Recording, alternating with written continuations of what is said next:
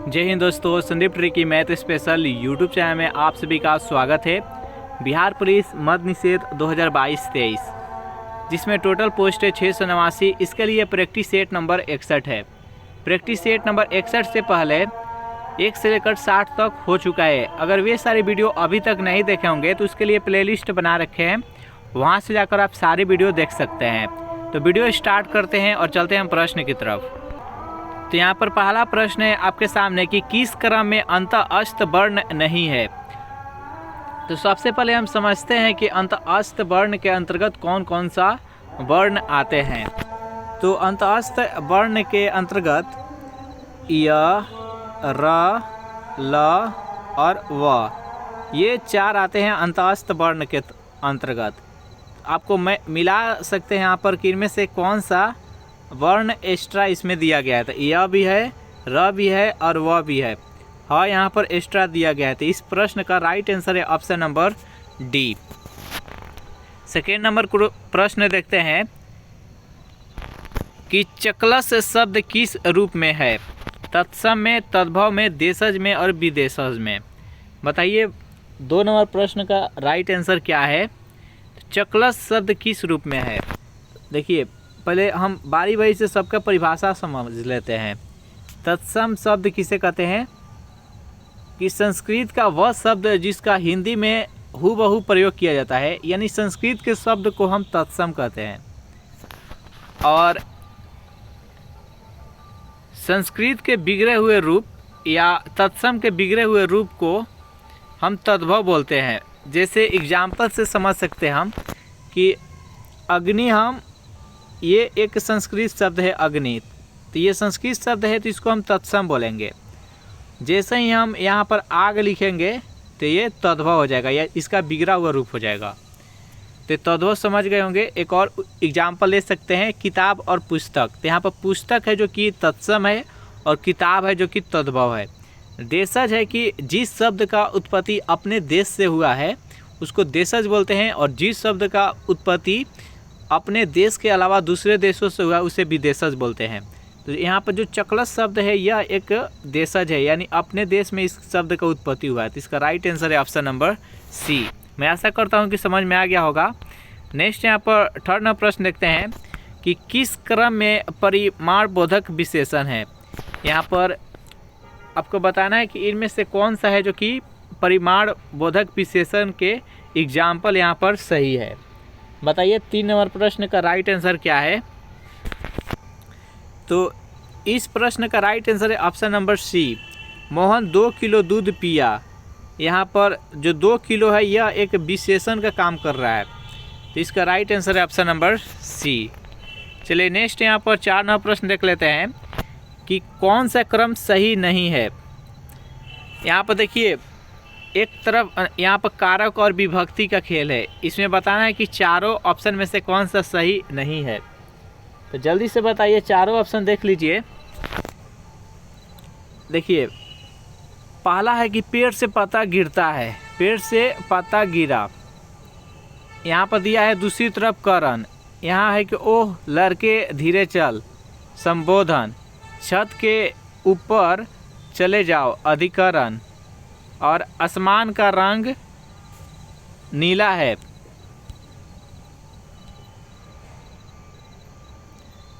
यहाँ पर संबंध कारक। तो बारी बारी से सबका परिभाषा समझते हैं। करण कारक में क्या होता है, इसमें भी से रहता है, से या द्वारा रहता है। यानी जैसे कि मोहन कुल्हाड़ी से पेड़ काटता है, तो यहाँ पर से है तो यहाँ पर कुल्हाड़ी जो है उसके हाथ में है, यानी उसके साथ वो जुड़ा हुआ है। तो यहाँ पर उसे अलगाव नहीं हो रहा है, जुड़ा हुआ है। तो जहाँ भी जुड़ा हुआ का बोध हो उसे करण कारक कहते हैं। लेकिन यहाँ से देखिए क्या होता है, पेड़ से पत्ता गिरा, तो यहाँ पर भी से है। तो देखिए इसमें क्या है कि पेड़ से पत्ता अलग हो रहा है, तो ये अपदान कारक के अंतर्गत आता है। तो इसलिए यहाँ पर ये गलत है। बाकी ये ओ है इसलिए यह संबोधन है। अधिकरण के लिए होता है में पे पर, यानी किसी के ऊपर हो, यानी छत के ऊपर। तो ऊपर के यहाँ है तो ये अधिकरण कारक के अंतर्गत आता है। का के की रा रेडी ये संबंध कारक के अंतर्गत आता है। तो डी सी अब बी बिल्कुल सही है, लेकिन यहाँ पर ए है जो कि ये अपदान कारक के अंतर्गत आता है, लेकिन यहाँ पर करण कारक दिया, इसलिए ये गलत है। मैं आशा करता हूँ कि समझ में आ गया होगा। नेक्स्ट क्वेश्चन देखते हैं। प्रश्न है कि कौन सा क्रम सही नहीं है। चार ऑप्शन है, जल्दी से बताइए इस प्रश्न का राइट आंसर क्या है। तो 5 नंबर प्रश्न का राइट आंसर है ऑप्शन नंबर सी, वह चालाक निकला संक्रमक। नेक्स्ट क्वेश्चन देखते हैं। किस क्रम में संधि का सही प्रयोग नहीं किया गया है। यहाँ पर 4 ऑप्शन है और एक तरफ है संधि और दूसरी तरफ है उसका विच्छेद। यहाँ पर बताना है कि कौन सा सही उसका संधि विच्छेद नहीं है। तो 6 नंबर प्रश्न का राइट आंसर है ऑप्शन नंबर बी, अनुदित। ये गलत है। बाकी यहाँ शब्द जोड़ इतर बराबर शब्देतर हो गया, रजनी जोड़ इस बराबर रजनीश हो गया, अहम जोड़ कार बराबर अहमकार हो गया। ये इसका गलत है, तो इसका राइट आंसर है option number B. Next question देखते हैं। प्रश्न है कि प्रभुता पाही काहि मद नाही, लोकोक्ति का सही अर्थ क्या होगा। 4 ऑप्शन है आपके सामने, जल्दी से बताइए 7 नंबर प्रश्न का राइट आंसर क्या है। 7 नंबर प्रश्न का राइट आंसर हो जाएगा ऑप्शन नंबर बी, उच्च पद प्राप्त करके किसे घमंड नहीं होता। नेक्स्ट क्वेश्चन देखते हैं। प्रश्न है कि अर्जुन का प्रवाची है धनंजय, सूरपति, पुरंदर, शक्र। तो अर्जुन का प्रवाची शब्द हो जाएगा धनंजय, इसका right answer option number A. Session आपको अच्छा लग रहा है तो वीडियो को लाइक कर दे, अपने दोस्तों के पास शेयर कर दे। भारत में राष्ट्रीय आय का सबसे बड़ा घटक क्या है। सेवा क्षेत्र, कृषि क्षेत्र, उद्योग क्षेत्र, व्यापार क्षेत्र। बताइए 9 नंबर प्रश्न का राइट आंसर क्या है। तो भारत में राष्ट्रीय आय का सबसे बड़ा घटक है वो सेवा क्षेत्र है, तो इसका राइट आंसर है ऑप्शन नंबर ए। अगर इस प्रैक्टिस सेट का आपको पीडीएफ चाहिए तो उसके लिए टेलीग्राम ग्रुप बना रखे हैं, जिसका लिंक इसी वीडियो के नीचे डिस्क्रिप्शन में मिल जाएगा, वहां ज्वाइन करके इसका पीडीएफ डाउनलोड कर सकते हैं। कौन सी भाषा दाएं से बाएं लिखी जाती है, यानी इसमें से बताना है कि दाएं से बाएं लिखा जाता है। ग्रीक, चीनी, हिब्रू और रूसी। तो 10 नंबर प्रश्न का राइट आंसर है ऑप्शन नंबर सी, हिब्रू। चलिए नेक्स्ट क्वेश्चन देखते हैं। प्रश्न है कि संसार में सोना का प्रथम उत्पादक है ऑस्ट्रेलिया, कनाडा, रूस और दक्षिण अफ्रीका। यानी संसार में सबसे ज़्यादा सोना किस देश में उत्पादन होता है आपको बताना है। तो 11 नंबर प्रश्न का राइट आंसर है ऑप्शन नंबर सी, रूस। नेक्स्ट क्वेश्चन देखते हैं।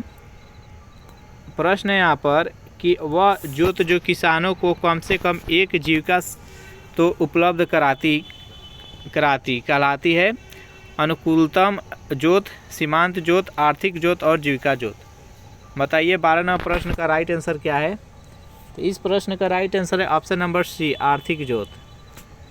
चलिए नेक्स्ट क्वेश्चन देखते हैं।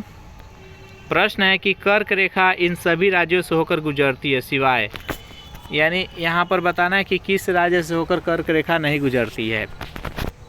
तो कर्क रेखा भारत से गुजरती है तो यह 8 राज्यों से होकर गुजरती है। तो इनमें से किस राज्यों से होकर नहीं गुजरती है। बिहार, गुजरात, महाराष्ट्र और त्रिपुरा। तो यहाँ पर बिहार से होकर नहीं गुजरती है, वैसे गुजरात, महाराष्ट्र, त्रिपुरा ये राज्य से होकर गुजरती है। नेक्स्ट क्वेश्चन देखते हैं कि निम्नलिखित में से किन को संवैधानिक स्थिति प्राप्त है। वित्त आयोग को, राष्ट्रीय विकास परिषद को, चुनाव आयोग के, योजना आयोग को। बताइए 14 नंबर प्रश्न का राइट आंसर क्या है। तो इस प्रश्न का सही आंसर हो जाएगा ऑप्शन नंबर ए, वित्त आयोग को। नेक्स्ट क्वेश्चन देखते हैं।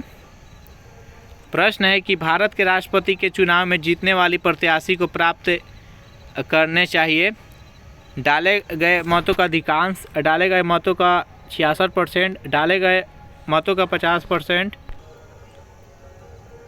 50% से अधिक डाले गए कुल मतों का बहुमत होना चाहिए। तो 15वां प्रश्न का राइट आंसर है ऑप्शन नंबर डी। चलिए नेक्स्ट क्वेश्चन देखते हैं। प्रश्न है कि भारत के उच्चतम न्यायालय की स्थापना की गई थी। संविधान के द्वारा, संसद के कानून द्वारा, राष्ट्रपति के आदेश द्वारा और 1947 के अधिनियम द्वारा। तो बताइए इनमें से सही आंसर कौन सा है। भारत के उच्चतम न्यायालय की स्थापना की गई थी। तो 16वां प्रश्न का राइट आंसर है ऑप्शन नंबर ए, संविधान के द्वारा। चलिए 17वां प्रश्न देखते हैं। प्रश्न है कि राष्ट्रगीत के रचयिता कौन है। राष्ट्रगीत क्या है, तो वंदे मातरम। इसका रचयिता कौन है आपको बताना है। 4 ऑप्शन है आपके सामने, चारों ऑप्शन देख लीजिए और बताइए इस प्रश्न का राइट आंसर क्या है।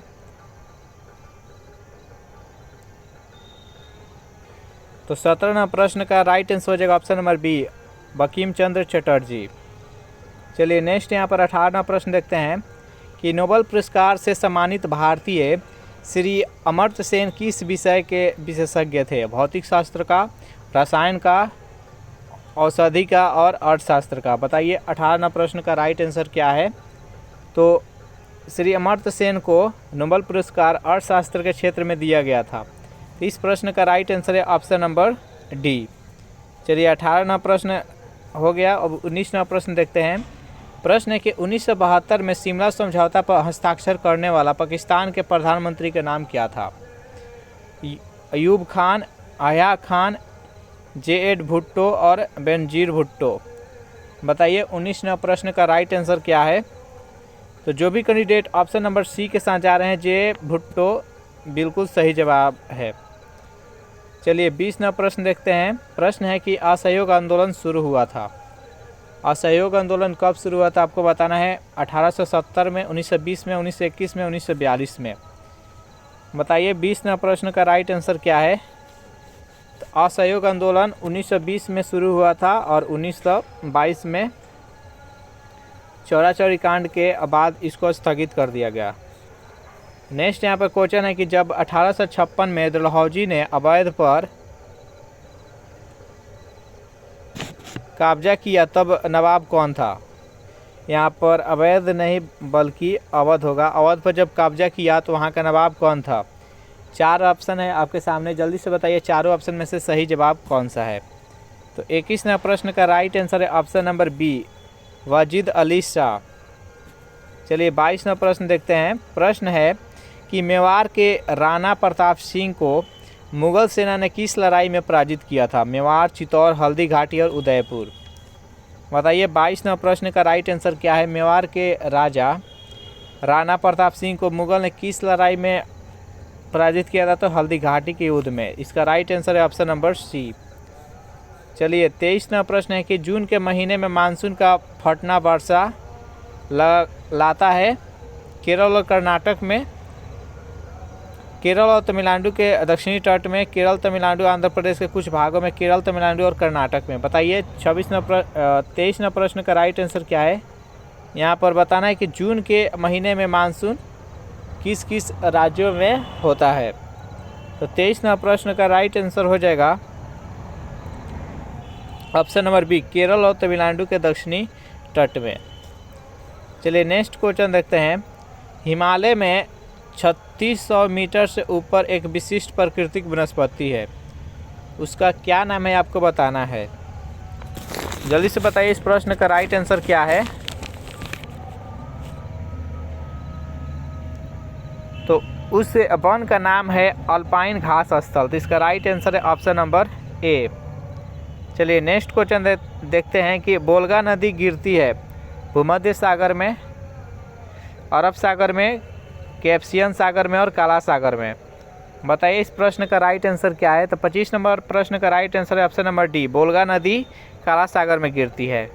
26वां प्रश्न देखते हैं कि एल नीनो प्रकट होता है अटलांटिक महासागर के ऊपर, हिंद महासागर के ऊपर, प्रशांत महासागर के ऊपर, भूमध्य सागर के ऊपर। बताइए 26वां प्रश्न का राइट आंसर क्या है। तो इसका सही आंसर है ऑप्शन नंबर सी, प्रशांत महासागर के ऊपर।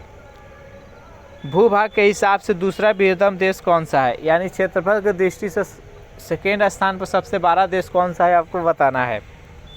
तो 27वां प्रश्न का राइट आंसर है option number D, Canada. 1 number पर है रूस, 2 नंबर पर है कनाडा और 3 नंबर पर है चीन। नेक्स्ट क्वेश्चन देखते हैं। प्रश्न है कि जापानी उनके देश के पुकारते हैं।